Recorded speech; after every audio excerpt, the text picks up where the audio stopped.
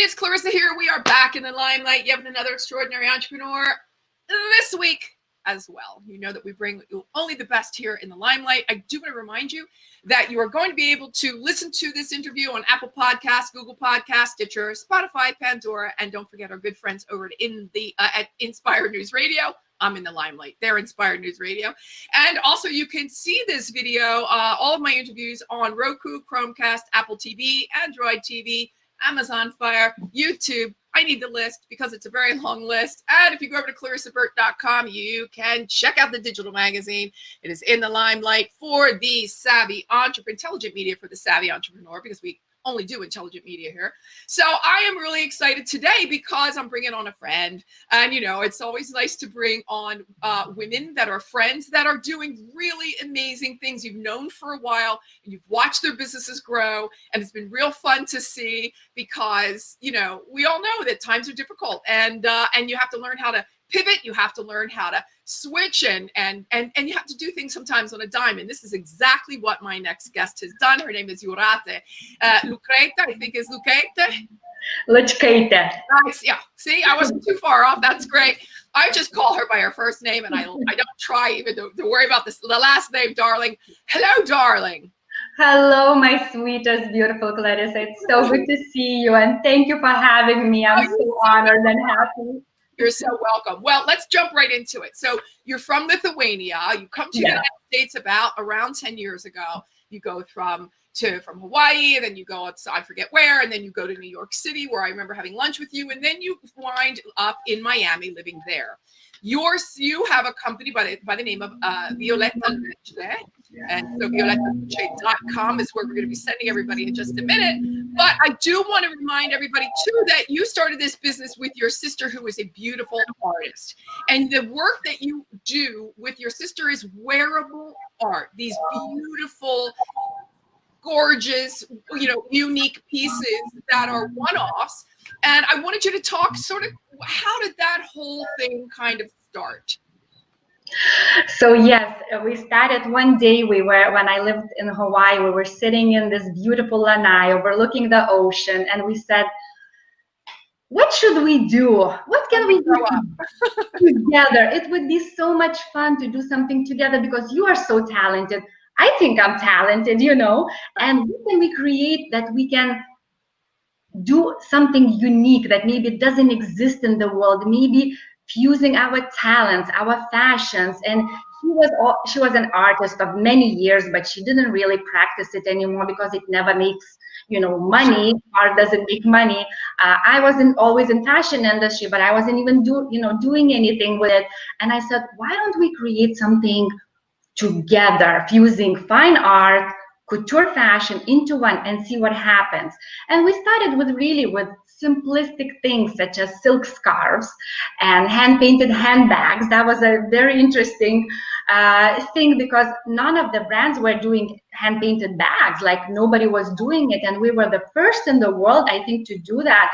And when I did our first exhibition, nobody was buying my bags. They were like, they couldn't understand. We were too ahead of the curve, you know.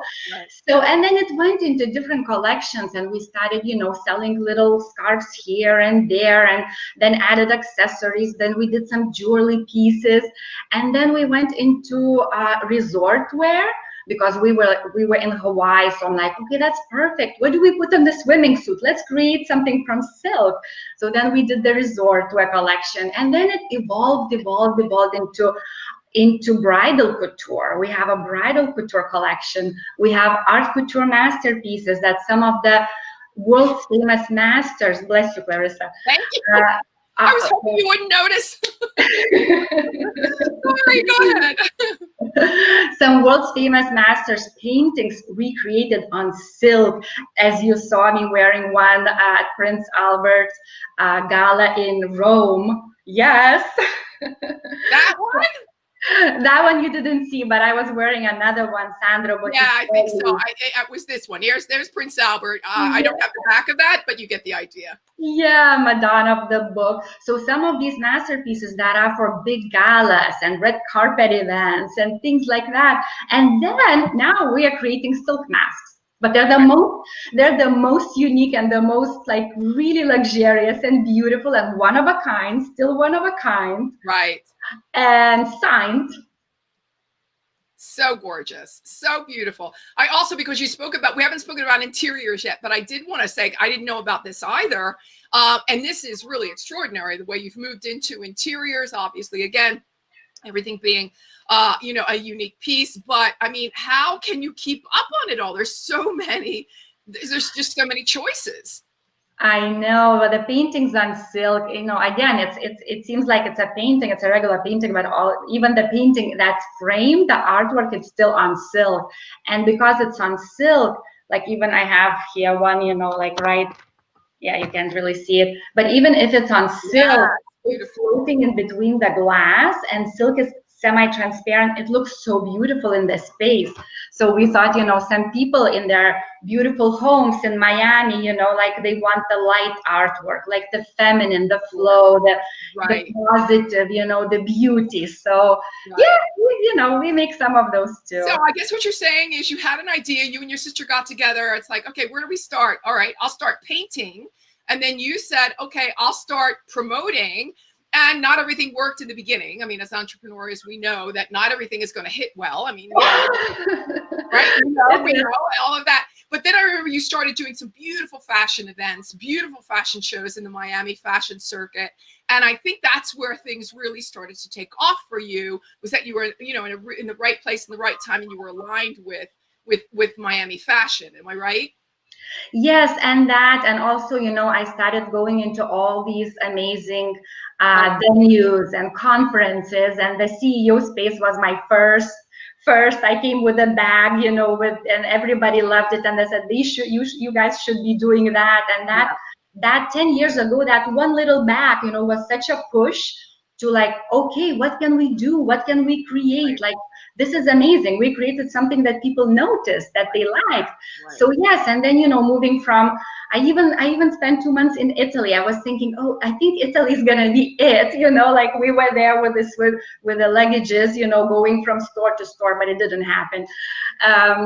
So we came back, and yes, I spent time in LA, in New York, and I figured, you know, it's because silk is so light, and it's so like it needs to be somewhere either in California or in Miami, where it's a little bit see-through. So like New York, it's too heavy, you know, like so then I moved to Miami, and kind of, yes, fashion week, this art exhibitions, art galleries, you know, but it was like it was such a long road. It was such a hard, long road. And when I think about it, I'm like, there were so many years where I couldn't sell a thing, you know, I couldn't even like find a customer, I couldn't find a client, because you're not Louis Vuitton, you're not Chanel, you're not, you know, all these big brands that people know and buy. I think we should mention, Jurate, that it's a luxury brand piece. Yes. These are not, you know, these are pieces that are, again, it's hand painted on silk by your sister is a phenomenal artist. She is. And the pieces are again, they're masterpieces, if you will. They're that's what I mentioned too, that you were also a contributor in the Limelight magazine, and your ad is also in the Limelight magazine, which I think is absolutely beautiful. Thank you. It kind of just, you know, shows everybody, and I didn't bring that up to show it here, but I can show it now. I mean, it's just an absolute, can you see it? It's too close. Yes, I love it. Beautiful. And even on here, you know, it says it's fashion and fine art fusion, which I love as a tagline, as a byline. Yeah. It's bespoke couture. These are masterpieces and hand painted on silk. So that is why, you know, I suppose the difficulty in moving these pieces because of the cost, the price point. And finding your clientele, finding a woman who will appreciate it, who will feel that she wants to wear it, that she wants to showcase herself, that she wants to be unique. She's the only one in the world. Nobody else has her piece. And also, you know, understanding that quality, you know, the quality, it's a museum quality masterpiece. It's artwork. And, you know, some of the pieces, they take 400, 500 hours to create. So when you think about it, you know, it's 2 months of work for for one piece, because every single detail in that masterpiece is done by hand with little brush, or even with pencils, some of them with a pencil. So well, actually, speaking of that, let me bring up the Klimt piece, which I absolutely adore. I mean, this I can believe took 500 hours to create. yeah. I mean, that is absolutely stunning. It is exquisite. Didn't you say you had sold this piece? No, not this one, not yet. We still have this one. I tell you, I think that is one of the most amazing pieces of all of the things I've ever seen. That you could, so you like taking a look at that, everyone, you can really see. Again, it's hand painted silk, and Yeah. when it moves, it flows in such a beautiful and feminine way. And I absolutely love flowy things. I love stretchy things, but then on top something beautiful and flowy. And you have always worn them so well, because when I see you, 99% of the time you're wearing one of the masterpieces. I am. And Yeah. it's almost as though you're embodying the art, and the art is embodying you, and you're becoming this really beautiful fusion. No, I love how you put it together so nicely. It's true though. It's really kind of one of those things where you go, wow, okay, Jurate, hand painted on Jurate. And it's funny because you're wearing the piece isn't wearing you, but it's kind of working so beautifully together. And that's what I think is important for every woman to know. It's just these pieces are like the Klimt piece. It's a powerful piece, but when you put it on, you're wearing it. It's not wearing you. I think that's what I'm trying to say. It's just, yes, you transform into that masterpiece. You become one with it. It's like you kind of do. It's beautiful that way. Yes. So let's get back to the masks. So, as you know, everybody knows, COVID hit, and then, masks were hard to find, and nobody could find them, and they were hoarding them, and they're ordering them. So what was it? Where was the light bulb moment that day when you went, we need to start doing masks? Well, actually, what happened to me, like why I came up with this idea, I never thought in the world we're going to be creating masks. Nobody probably did. Yeah. But how I decided to try to make masks, because I was sick of seeing them everywhere on the beaches, like walking. Me and Lucas, we go walk, pick up the plastic trash. There are masks on the beaches now. They're polluting the oceans. They're everywhere in the streets. Every corner you turn, there's a mask. And I was like, this is crazy. Yeah. We as humanity are creating another huge problem to our planet. Right. Plastic pollution, and it's making all these masks, and they're making their way into the ocean and tangling, the air pieces are tangling the turtles. It's horrific. It's horrible. Yeah. And I was like, okay, how can we replace those single-use disposable plastic masks, ugly masks that create huge problems for the skin, for women, acne and everything else? Sure. I was like, we have silk. Let's try to create, a silk mask, because silk is breathable. And actually, I printed an article, and it's scientifically proven, like this is crazy. It's scientifically proven that silk is the most effective at preventing the penetration of droplets and the least absorptive of water because of its intensely hydrophobic character.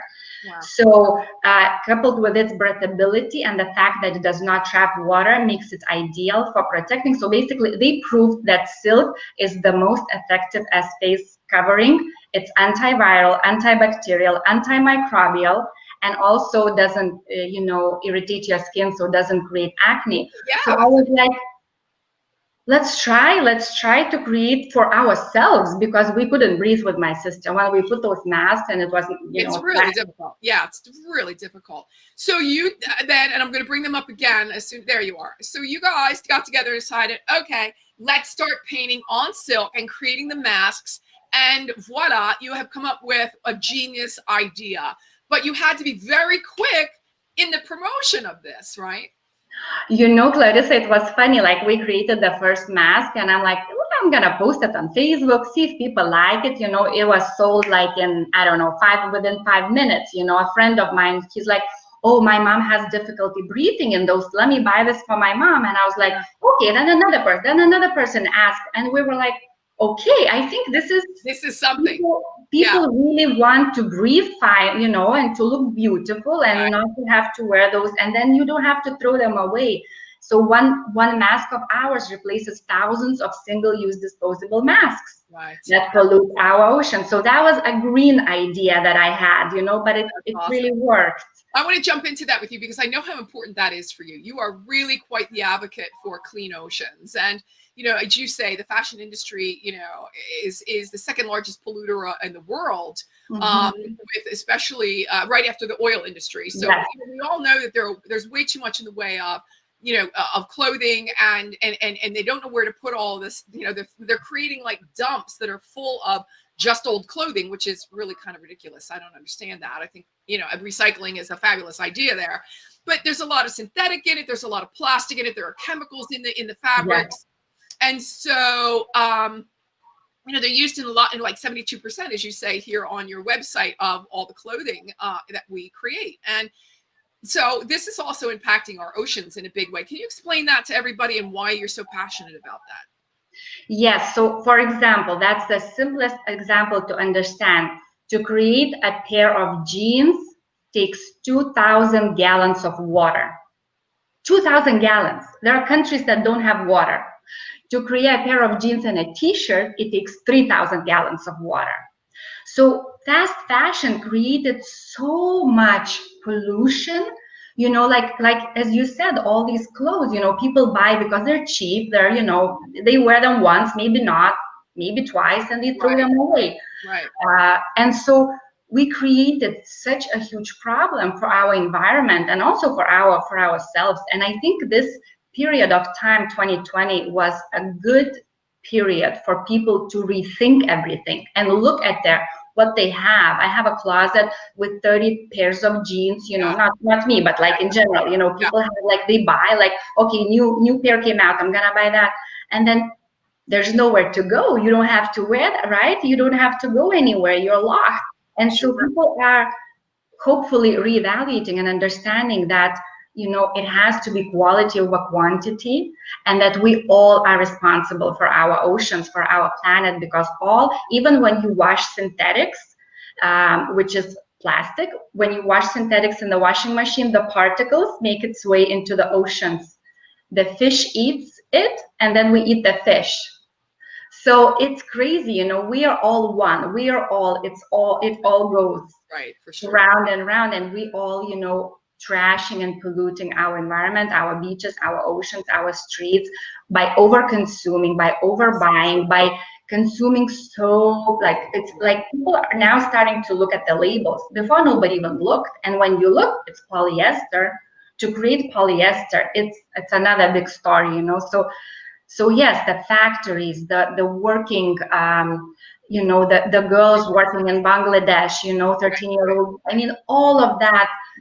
Fast fashion needs to be completely recreated and become more sustainable and become more So you created a foundation, which I didn't know about. That's awesome. So tell me about the foundation and what it does. Yes, so we created a foundation. It's called Violeta Lucce Foundation, and we created a children's book, hand-drawn. And actually, just yesterday, I got a first book printed, and it's ready to go into production. And this children's book that we created, so my sister hand-draw the book, and the main character is my son Lucas, and the ocean. And the ocean teaches Lucas, shows Lucas how our planet Earth is being really destroyed by people and by their really not caring, you know. Yeah. So that whole book is so adorable. Like the ocean takes Lucas and shows how the oil is being spilled into the ocean, how the trash is being, one garbage truck every minute is dumped into the ocean. I mean, when I heard that, I want to stop with the plastic. If I see something that's in plastic, I generally will not buy it unless it's absolutely necessary. And I continue to recycle my plastic, or, you know, things. I will not. I really don't want to buy any more plastic. But you see, if people, you do it, I'm gonna do it, my neighbor's gonna do it, you know, then more and more people are gonna do it, and then we create a huge impact. So this book was made, you know, in order to teach children and their parents when they're reading it to their children. And so the 5-star hotel that's on the beach in Miami Beach, it's actually also environmentally friendly hotel. Everything is environmentally friendly over there. Picked up the book and they will use it for their children's club for the amenities. So I'm so excited, and I have this book, and then we pick up the fisherman nets. We put the fisherman nets, and then we find let's say a seashell, and we put it on there, and we put help. Ocean needs your help. Aww. So that's the foundation we created, and we went to, through with the book, and bringing people and doing a cleanup on the beaches. That's the foundation that we created, and also, to create impact, to clean the oceans, to have a better, cleaner environment for us and our children. Right. I'm so excited for you. I've watched it, you grow over the years, not only as a woman, but and a friend, but also as an entrepreneur. And I have to say, it's been a spectacular thing to sit back and watch with a smile on my face from here to here, because you know how much I love you. Thank you, Clarissa. I love you so much. I do, really. This is a little love fest right now, everybody. We're going to have our little love fest, but I think it's very well deserved, because you. And having an inspiration and a fashion icon like you, it's always such a pleasure, and it's always so amazing, because you inspire me in so many ways, as a woman, as entrepreneur, as model, as fashion magazine creator. Every time we meet, and you tell me about all your plans and what are you doing, and I'm like, oh my God, I have to do more. Clarissa is like, wait, like, no, I think I have to up. Like you are so, like, you have so much, and you always been like this, and you always been an inspiration to me. So just know that I always really look up to you. Thank you. Love you, darling. All right, everybody, we've just had a beautiful love fest, and that's what it's really all about. It's about loving one another, giving back, helping one another out, and finding joy in everyone else's success. There's plenty in this world for everybody, and just let's all bring each other up, give each other a hand, and love one another more. You guys are awesome. Thanks for joining this show. I will ask you to come again next week when we have yet another extraordinary entrepreneur.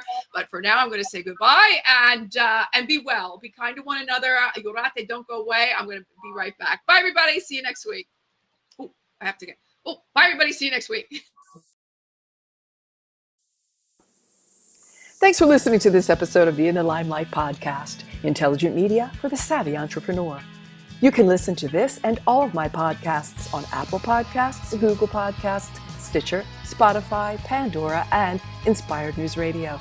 You'll find all of my videos and the In the Limelight digital magazine on clarissaburt.com. And don't forget to connect with me on social pretty much anywhere. Stay well until we meet again. In the Limelight.